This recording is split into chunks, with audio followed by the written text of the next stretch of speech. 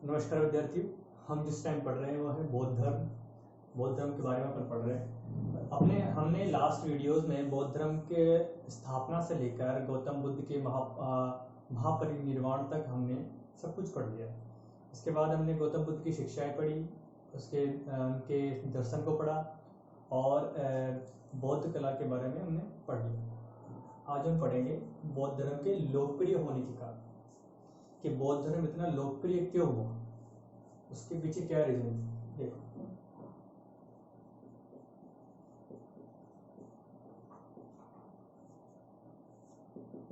बौद्ध धर्म की लोकप्रियता के पीछे क्या कारण है कि आखिरकार बौद्ध धर्म इतना लोकप्रिय क्यों हुआ कि उसका प्रसार इंडिया से बढ़कर चाइना, जापान, श्रीलंका और दक्षिण पूर्वी एशिया तक उस धर्म का प्रसार हुआ। तो उसके पीछे क्या कारण रहे, उन सबको हम एक एक करके पढ़ते हैं। तो बौद्ध धर्म की लोकप्रियता के पीछे जो कारण थे उनमें ये है कि एक तो बौद्ध धर्म जो था जटिल दार्शनिक वाद विवाद इसमें नहीं थे। बौद्ध धर्म में जटिल दार्शनिक बातें नहीं थी।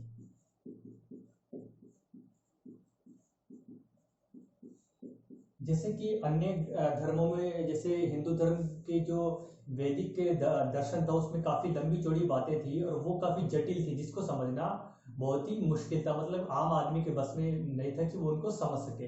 लेकिन बौद्ध धर्म में जो दार्शनिक बातें थी, गौतम बुद्ध ने जो दर्शन की बातें कही, जो दार्शनिक फिलोसफी दी, जो दार्शनिक उक्तियां दी, वो सीधी सादी थी और उसको हर कोई व्यक्ति आसानी से इजीली समझ सकता था। चाहे वो क्षणिकवाद सिद्धांत हो, प्रतीत समुत्पाद हो, चाहे अनात्मवाद सिद्धांत हो, वो हर कोई इजीली उसको समझ सकता था। और सबसे बड़ी बात कि बौद्ध धर्म की जो भाषा थी, गौतम बुद्ध ने जिस भाषा में जो अपने उपदेश दिए वो थी आम जन की भाषा, पाली भाषा में अपने उपदेश दिए, जो कि क्या थी, आम जन की भाषा थी।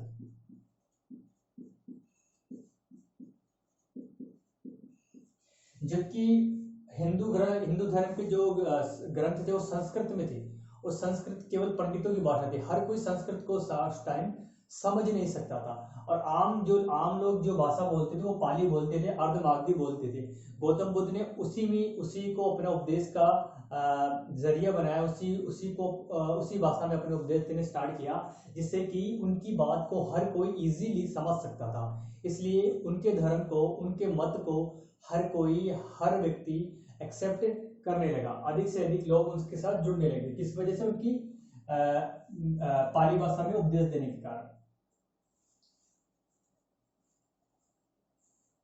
और फिर बौद्ध धर्म में राजकीय संरक्षण प्राप्त होना।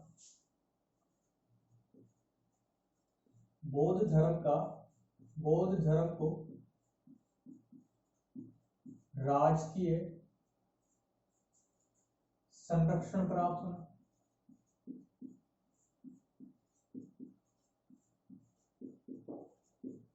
यानी कि गौतम बुद्ध का जो धर्म था या बौद्ध धर्म था, उसे भारत के कई राजाओं ने अपने यहाँ पर संरक्षण प्रदान किया था। जिस वजह से क्या है, ये धर्म जो था काफी लोकप्रिय हुआ। जब राजा कोई धर्म एक्सेप्ट करता है तो प्रजा भी उसके देखे वो धर्म या वो मत एक्सेप्ट कर लेती है, जैसा कि बौद्ध धर्म के संदर्भ में हमें देखने को मिलता है।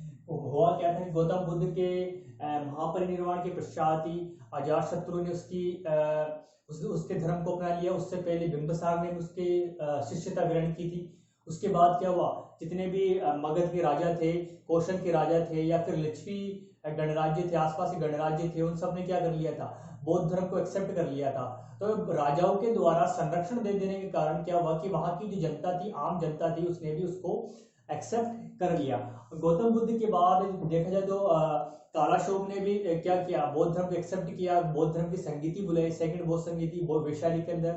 तो ये भी अपने अपन को देखने मिलता है। और सबसे बड़ी बात जो थी वो आगे चलकर हम मौर्य साम्राज्य में देखेंगे कि अशोक महान ने बौद्ध धर्म को एक्सेप्ट किया और बौद्ध धर्म के मार्ग पर चला और बौद्ध धर्म का प्रसार उसने देश विदेश के कई इलाकों में उस धर्म को प्रसारित किया, जिस वजह से बौद्ध धर्म की जो संदेश था, बौद्ध धर्म की जो प्रसार था, वो देश में नहीं बल्कि विदेशों तक में फैल किया। गौतम बुद्ध का जो धर्म था, गौतम बुद्ध की शिक्षाओं को अशोक ने श्रीलंका, थाईलैंड, मध्य एशिया तक को और चाइना तक उसने प्रसारित किया था।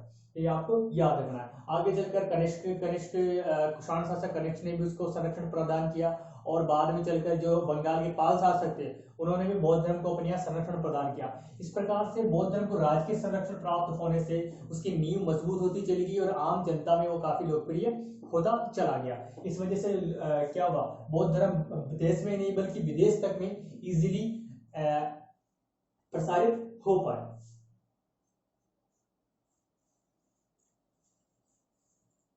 अगला है सामाजिक समानता का सिद्धांत। गौतम बुद्ध ने क्या क्या सिद्धांत दिया? सामाजिक समानता का सिद्धांत, यानी कि समाज के जितने भी वर्ग हैं, जितने भी लोग हैं, वो क्या है, सभी समान है।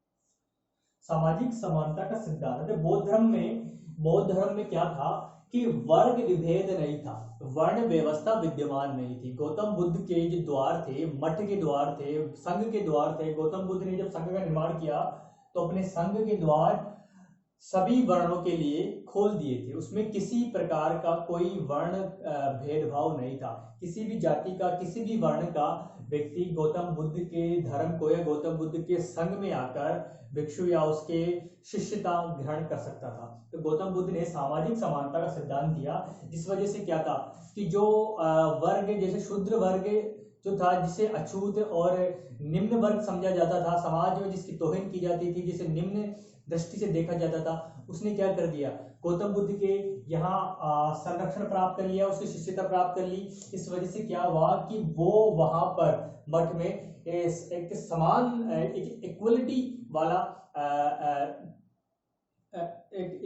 समानता का अनुभव महसूस करने लग गया था, यानी उसे समानता का अधिकार यहाँ पर प्राप्त हो जाता है। तो गौतम बुद्ध ने क्या किया कि सामाजिक समानता का सिद्धांत अपनाया। इस वजह से समाज के सभी वर्ग यहाँ आकर इक्वलिटी से समानता के साथ रह सकते थे, और इस धर्म में किसी प्रकार का कोई वर्ण भेदभाव नहीं था। इस वजह से गौतम बुद्ध का जो धर्म था, उसके जो सिद्धांत थे, उसको काफी लोगों ने एक्सेप्ट कर लिया था। इस वजह से यह धर्म जो था ये काफी लोकप्रिय हुआ। देखो, और बौद्ध धर्म में लचीलापन, बौद्ध धर्म जो था ये धर्म लचीलापन था। इसमें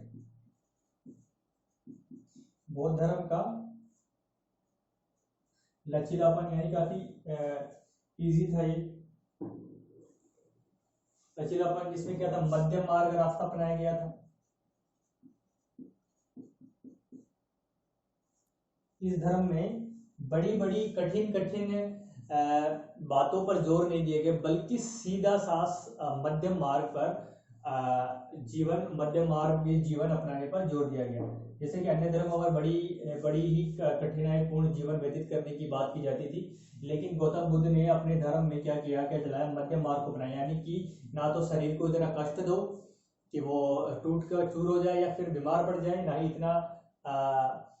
इतना आराम करो कि वो काम करने लायक न रहे। यानी कि बीच का रास्ता अपनाओ, जिससे क्या हो कि आप अपने जीवन को आसानी से निर्वाह कर सको और निर्वाण की ओर अग्रसर हो सको, यानी कि आपको ज्ञान की प्राप्ति हो सके। तो इस वजह से ये लोकप्रिय हुआ। मध्य मार्ग, आपने इसके बारे में डिटेल में चर्चा की थी हमने। मध्य मार्ग यानी कि जो 8 अष्टांगी मार्ग, उसी को मध्यम मार्ग कहा जाता है कि उनको उन 8 मार्गों का अनुसरण करते हुए, यानी मध्यम पथ पर जाकर, यानी कि ना ज्यादा ना कम मार्ग को अपनाकर अपने जीवन को सुखद बनाकर उनको जीवन को व्यापित करो। ठीक है, तो एक ये था। इसके अलावा समय समय पर होने वाली बौद्ध संगीतियां,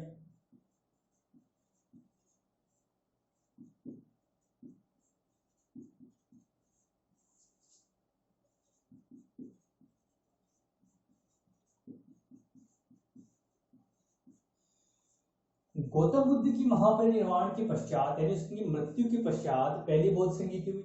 इन बौद्ध संगीतियों में क्या है कि काफी लोग जुड़ते गए। इससे क्या है कि बौद्ध धर्म की जो कमियां थी उसको दूर किया गया और नए विचारों को एक्सेप्ट किया गया। और इससे क्या है कि लोगों में बौद्ध धर्म के प्रति क्या हुई, बौद्ध धर्म के प्रति श्रद्धा और ज्यादा बढ़ती गई। हमने पढ़ा कि बौद्ध धर्म की 4 संगीतियां हुई, 4 संगीतियों में अलग अलग कार्य किए गए। इस वजह से बौद्ध धर्म की क्या क्या क्या हुआ, लोकप्रिय, ये लोकप्रिय हो गया, जनता में एक लोकप्रिय धर्म बन गया। इस वजह से क्या हुआ, ये इसकी लोकप्रियता बढ़ती चली गई। इसलिए इसका महत्व, इन बौद्ध संगीतियों का महत्व काफी इंपॉर्टेंट है बौद्ध धर्म की लोकप्रियता को लेकर। तो ये कुछ प्रमुख पॉइंट थे, प्रमुख कारण थे जिनकी वजह से क्या हुआ था, बौद्ध धर्म इतना लोकप्रिय हुआ, जो कि आज भी अपन देखें तो भारत में तो कम लेकिन एशिया के अन्य देशों में ये काफी लोकप्रिय है और काफी बड़ी तादाद में इसके अनुयायी भी है बौद्ध धर्म के। तो ये सब फैक्टर है जो इसकी लोकप्रियता को दर्शाते हैं।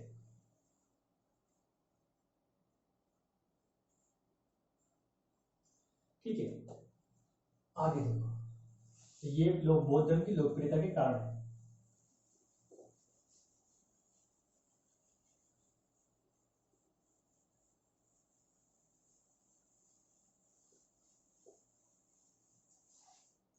अब हम बात करते हैं बौद्ध धर्म का प्रभाव।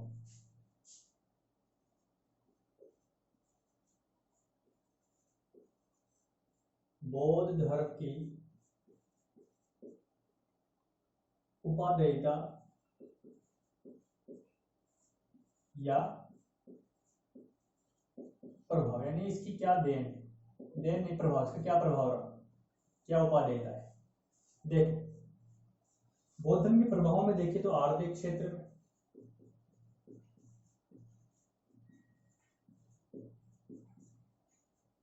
दूसरा है सामाजिक क्षेत्र में,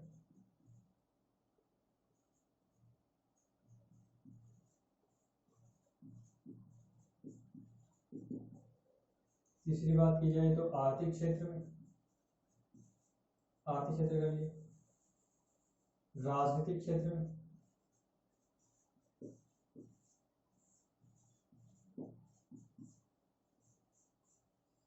और सांस्कृतिक क्षेत्र।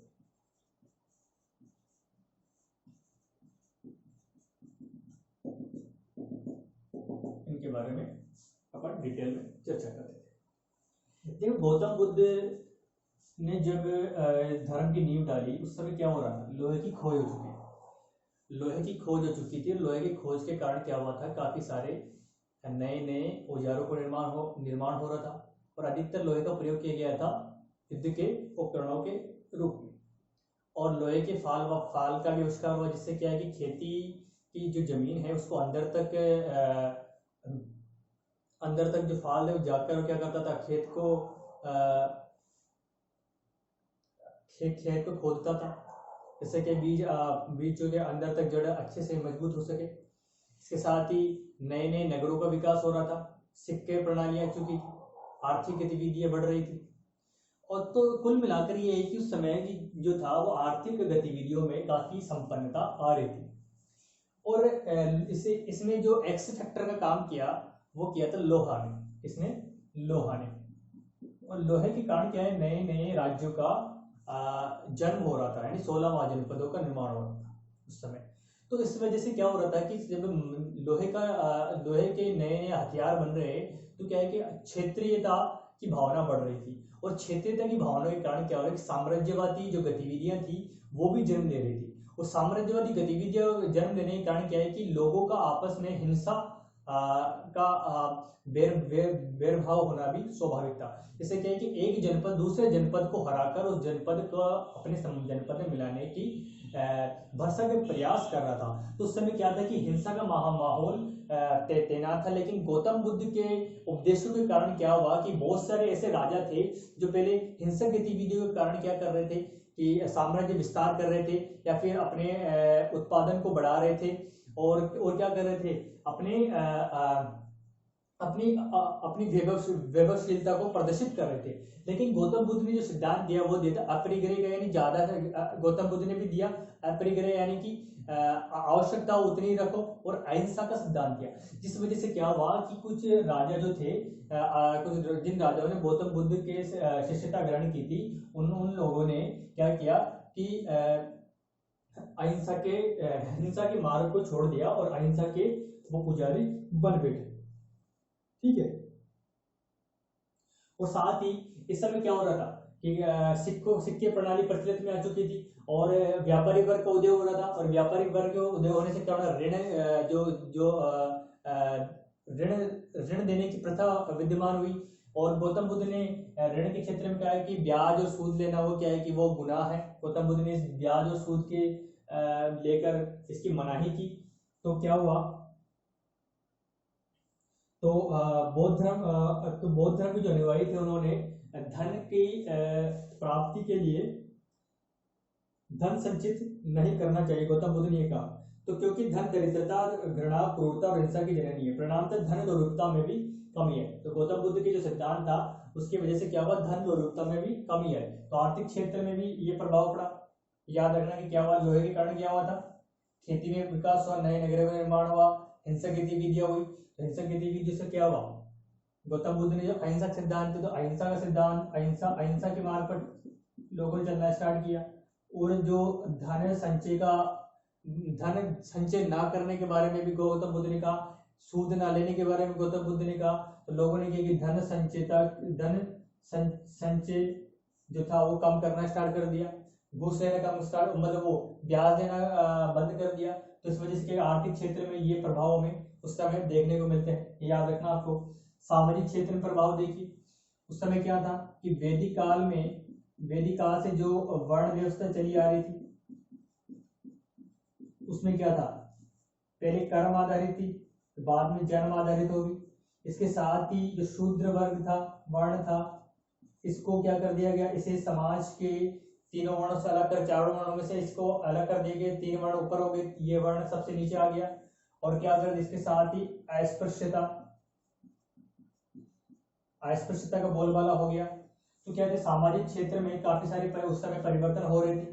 तो गौतम बुद्ध का जो धर्म था, बौद्ध धर्म था, उसमें क्या था, सामाजिक समानता का सिद्धांत था। अभी हमने पढ़ा सामाजिक समानता का, यानी कि गौतम बुद्ध ने समाज के किसी भी व्यक्ति को वर्ण के आधार पर भेदभाव ना करके सभी को समान रूप से अपने संघ में प्रविष्टियां दी। तो उस समय क्या था, सामाजिक क्षेत्र में क्या परिवर्तन आए, संघ में प्रविष्टियां दी। गौतम बुद्ध ने सभी को समान रहने के समान मानते हुए सभी को उपदेश दिया। उन्होंने कहा कि व्यक्ति जन्म से किसी वर्ण का भागी नहीं है, या किसी व्यक्ति का जन्म से उसका वर्ण निर्धारित नहीं होता, बल्कि व्यक्ति अपने कर्मों से ही अपने वर्ण को निर्धारित करता है। अगर व्यक्ति अच्छे कर्म करता है तो ब्राह्मण है, यानी कि जो पाप मल से रहित है, इसमें विद्वेष की भावना नहीं है, वो ब्राह्मण है। इसमें दूसरों की रक्षा करने की भावना है, वो क्षत्रिय है। इस प्रकार से गौतम बुद्ध के ने समाज में ये उपदेश दिया कि सभी वर्ण, सभी लोग समान हैं, सभी में सामाजिक समानता का सिद्धांत उन्होंने निरूपित किया। इस वजह से क्या है, लोगों में अस्पृश्यता, सामाजिक भेदभाव की भावना कम हुई। तो ये प्रभाव हमें सामाजिक क्षेत्र में देखने को मिलते हैं गौतम बुद्ध के उपदेशों के रूप में। उन्होंने जो महत्वपूर्ण उपदेश दिए तो सामाजिक समानता का सिद्धांत है, सामाजिक समानता सिद्धांत सबसे इंपॉर्टेंट है। वर्ण व्यवस्था को एक्सेप्ट नहीं किया उन्होंने। राजनीतिक क्षेत्र में देखो, राजनीतिक क्षेत्र में क्या हुआ कि राजाओं ने क्या किया, उस समय क्या होता, राजा क्या करते, युद्ध कर रहे थे। युद्ध में क्या होती है, हिंसा होती है, जो युद्ध हिंसा को जन्म देता है। तो हिंसा से क्या होता है, काफी हानि होती है, जन और धन की हानि होती है। तो गौतम बुद्ध ने अहिंसा का जो सिद्धांत दिया, उस अहिंसा सिद्धांत से काफी सारे जो राजा थे वो प्रभावित हुए। जिनमें सबसे इंपॉर्टेंट की बात की जाए तो अशोक महान है, जिन्होंने एक युद्ध किया था, कलिंग युद्ध। कलिंग युद्ध के बाद उन्होंने बौद्ध धर्म को फॉलो करना स्टार्ट कर दिया था, क्योंकि उन्होंने इतनी बड़ी मात्रा में नरहानि देखी अशोक ने कि उसका हृदय परिवर्तन हो गया और उसने बौद्ध धर्म को स्टार्ट कर लिया, बौद्ध धर्म को अपना लिया। तो अशोक महान के रूप में अपन देखते हैं, जिसने क्या कर दिया था, गौतम बुद्ध के उपदेशों पर चलना स्टार्ट कर दिया था। उसने हिंसा के मार्ग को हटा दिया और अहिंसा के मार्ग को फॉलो करने लग गया। तो ये राजनीतिक क्षेत्र में अपन को ये प्रभाव देखने को मिलते हैं। इसके साथ ही क्या हुआ, कई राजाओं ने बौद्ध धर्म को क्या किया, राजकीय संरक्षण देना स्टार्ट किया, राजकीय संरक्षण देना स्टार्ट कर दिया। यहाँ पर राजकीय संरक्षण से क्या हुआ, काफी सारे बौद्ध भिक्षु, जो बौद्ध विद्वान जो थे, वो इन राजाओं के दरबार में रहने लगे, और राजाओं के दरबार में रहने के कारण क्या हुआ, इन्होंने कई सारे साहित्यिक रचना की, बौद्ध साहित्यिक रचना की। तो ये सब प्रभाव हमें किसमें क्षेत्र में देखने को मिलते हैं, राजनीतिक क्षेत्र में देखने को मिलते हैं। सांस्कृतिक क्षेत्र की बात की जाए तो सांस्कृतिक क्षेत्र में गौतम बुद्ध की मृत्यु के बाद अपन देखते हैं कि जो उसके उनके अस्थियां थी उनको 10-12 भागों में बांट लिया जाता है, और उन पर क्या किया जाता है, अलग अलग जगह पर क्या क्या किया जाता है, स्तूप बनाए जाते हैं, और उन स्तूपों को 8 जगह पर बांट लिया जाता है, और उनको उनके अवशेषों पर अलग अलग जगह स्तूप बनाए जाते हैं। इसके बाद जो बौद्ध भिक्षु थे, जो बौद्ध भिक्षु ने क्या किया, बौद्ध विहारों का निर्माण करवाया, बौद्ध चैत्यों का निर्माण करवाया, जिससे क्या हुआ, बौद्ध कला का विकास हुआ, और काफी सारे बौद्ध धर्म को संरक्षण देने वाले राजा थे, जिन्होंने भी बौद्ध कला के विकास में काफी सारा योगदान दिया, जिसमें अशोक महान का नाम उल्लेख है, जिसने कहा जाता है कि उसने तकरीबन 84,000 स्तूपों का निर्माण करवाया, और 84,000 स्तूपों के निर्माण के साथ साथ उसने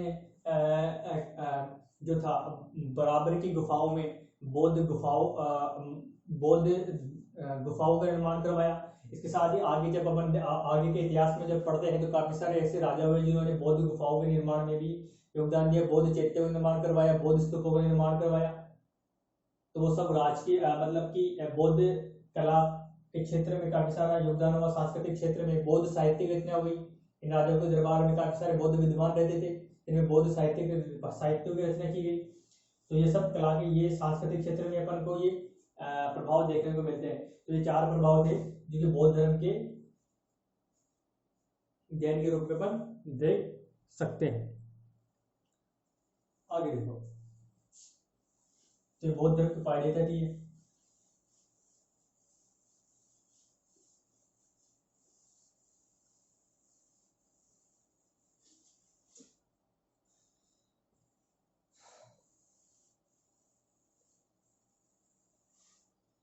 देखो अब पढ़ते हैं, बौद्ध धर्म जब इतना लोकप्रिय था तो बौद्ध धर्म का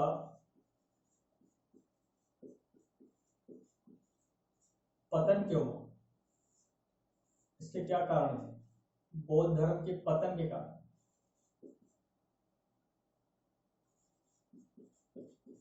पतन का मतलब कि ये हमेशा के लिए विलुप्त नहीं हो गया, भारत से इसका पतन हो गया, जहां पर इसका जन्म हुआ वहीं से इसका पतन हो गया। आज इतना लोकप्रिय होने के बाद भी ये भारत में लंबे समय तक सरवाइव नहीं कर सका, और ये भारत से विलुप्त हो गया, जबकि अन्य देशों में ये आज भी बरकरार है और काफी लोकप्रिय भी है, काफी तादाद में इसके अनुयायी भी हैं।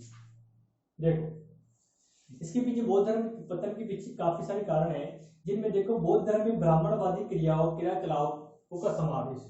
पहला है बौद्ध धर्म में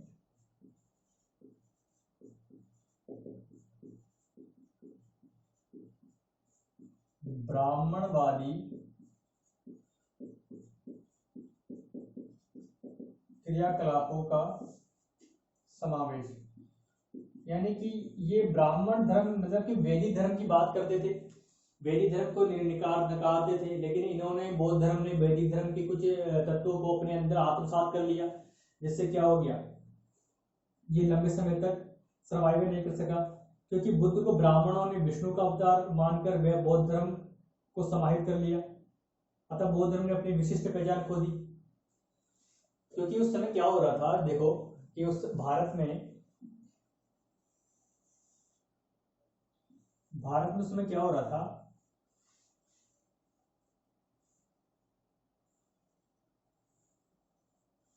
भारत में क्या था कि बौद्ध धर्म का, यहाँ पर बौद्ध धर्म का ज्यादा प्रभाव था। काफी सारे राजा थे जो बौद्ध धर्म को फॉलो करते थे, और जो ब्राह्मण धर्म था वो क्या था, वो नीचे की तरफ जा रहा था, और बौद्ध धर्म क्या कर रहा था, ये ऊपर जा रहा था। तो ब्राह्मणों ने क्या कर दिया, जो गौतम बुद्ध था, गौतम बुद्ध थे, उनको ही क्या कर लिया इन्होंने, ब्राह्मणों ने भगवान विष्णु के जो 10 अवतार बताए जाते हैं, 10 अवतार, उन अवतारों में बुद्ध को भी शामिल कर लिया। इससे क्या हुआ कि गौतम बुद्ध का ब्राह्मणवादी विचारधारा में क्या हो गया, समावेश हो गया, और जो बौद्ध धर्म था ये अपनी विशिष्ट पहचान खो गया। ब्राह्मणों ने गौतम बुद्ध को ही अब विष्णु का अवतार बता दिया, और बौद्ध धर्म क्या कर लिए, बौद्ध धर्म जो अपनी विशिष्ट पहचान थी वो खो बैठा, क्योंकि गौतम बुद्ध बौद्ध धर्म ब्राह्मण धर्म से को मानते ही नहीं थे। ये मना कर ये बिल्कुल मना करते थे ब्राह्मण धर्म को फॉलो करने के लिए। और इसके साथ ही कि ब्राह्मण धर्म विचारधारा के और देखो कि ब्राह्मण धर्म में क्या थे, मूर्ति पूजा की बात की जाती है।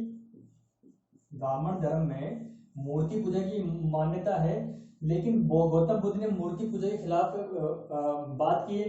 तो आगे चलकर अपन देखते हैं कि महायान जो धर्म था, महायान बौद्ध धर्म, उसमें मूर्ति पूजा एक्सेप्टेबल थी, उसमें गौतम बुद्ध की मूर्ति पूजा होती थी।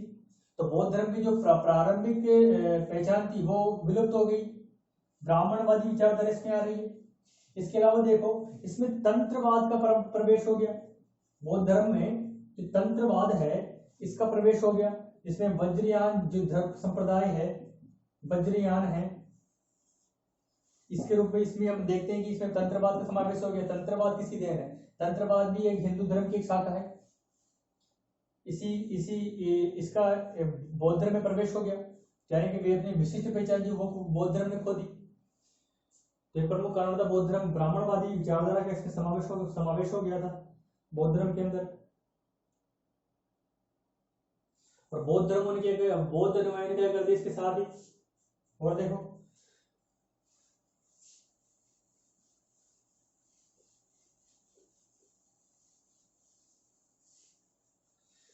बौद्ध धर्म में कर्मकांड शुरू हो गए। बौद्ध धर्म में कर्मकांड शुरू हो गए, जबकि गौतम बुद्ध ने कर्मकांडों की बुरी आलोचना की। इसके अलावा बौद्ध संघ में अनैतिकता फैल गई, कई बौद्ध भिक्षु अनैतिक जिनमें अनैतिकता समावेश हो गया। गौतम बुद्ध ने तो साफ तौर पर कहा है कि नैतिकता का पालन करना चाहिए, नैतिकता के ऊपर काफी जोर दिया है। और बौद्ध भिक्षुओं ने आम लोगों से दूर रहना स्टार्ट कर दिया।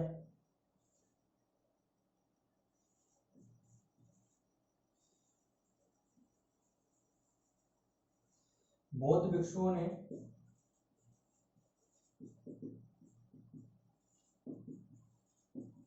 आम लोगों से दूर रहना स्टार्ट कर दिया।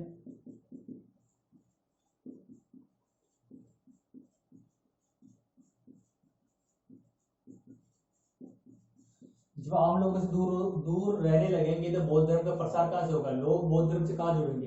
तो इससे क्या कि बौद्ध धर्म का धीरे धीरे लोप होने लगा। बौद्ध मठ में विहारों में कुरीतियां आ गई। बौद्ध मठ में विहारों में कुरीतियां आ गई, यानी कि नई नई जो प्रथाएं थी वो प्रचलित हो गई, जिससे बौद्ध धर्म अपनी पहचान खो बैठा। बौद्ध मठों में क्या होने लगे, धन संचय होने लग गया। बौद्ध मठों में क्या हो गया, धन का संचय होने लग गया। गौतम बुद्ध ने धन के संचय के को लेकर काफी बड़े इंस्ट्रक्शन दिए, लेकिन बौद्ध भिक्षु लालची होने लगे। उन्होंने बौद्ध मठों में धन का संचय कर लिया, और धन का संचय से क्या हुआ, आक्रमणकारी क्या होने लगे, इसकी तरफ अट्रैक्ट होने लगे, और इस वजह से क्या बौद्ध मठों पर आक्रमण होने लग गए थे। तो बौद्ध मठों पर आक्रमण होंगे तो वहां के धन को लूटेंगे, बौद्ध विहार जो थे वो क्या होगा, नष्ट हो जाएंगे। बौद्ध भिक्षु देवास से पलायन करने स्टार्ट कर देंगे। तो बौद्ध मठों में धन के संचय के कारण क्या हो गया, आक्रमणकारी उनकी तरफ अट्रैक्ट हो गए। तो ये भी प्रमुख कारण अपन देख सकते हैं। उसके अलावा राजकीय संरक्षण की समाप्ति, राजकीय संरक्षण की समाप्ति। जो लास्ट जो राजकीय संरक्षण प्रदान किया था बौद्ध धर्म को, वो था पाल शासकों ने, बंगाल के पाल शासकों ने। उसके बाद किसी ने भी बौद्ध धर्म को राजकीय संरक्षण प्राप्त नहीं किया, राजकीय संरक्षण नहीं दिया, क्योंकि इनमें काफी सारी कुरीतियां विद्यमान हो चुकी थी, इनमें लालच की भावना आ चुकी थी। तो आगे चलकर किसी भी शासकों ने इनको अपनी यहाँ पर संरक्षण नहीं दिया। जबकि जो भारत के शासक थे उन्होंने शैव धर्म, वैष्णव धर्म, इनको क्या दिया, इनको राजकीय संरक्षण दिया। इसके अलावा उस समय शैव धर्म और वैष्णव धर्म काफी लोकप्रिय हो चुके थे। इन्होंने जो धर्म में जो कुरीतियां थी उनको दूर करना स्टार्ट कर दिया, जिससे क्या था कि समाज का जो निचला तबका है, समाज के जो वंचित वर्ग है, वो क्या कर रहे हैं, बौद्ध धर्म में जाना उन्होंने बंद कर दिया। जबकि वो उन्होंने शैव और वैष्णव धर्म को फॉलो करना स्टार्ट कर दिया। और भक्ति आंदोलन की नींव भी यहीं से पढ़नी स्टार्ट हो गई थी। इसलिए लोग भक्ति आंदोलन से जुड़ना स्टार्ट कर दिया उन्होंने, और जो बौद्ध धर्म था इससे जुड़ना उन्होंने बंद कर दिया। इसके साथ अगर बात की जाए तो जो शंकराचार्य थे, शंकराचार्य इन्होंने